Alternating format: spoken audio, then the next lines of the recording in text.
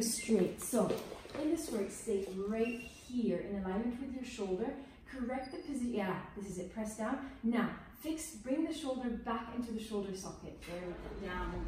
Excellent. As you roll down, then slowly continue the articulation of your spine. Reach the arm out and around, and now go all the way down, all the way, and get a deep stretch. Gently come back up, scooping deeper here.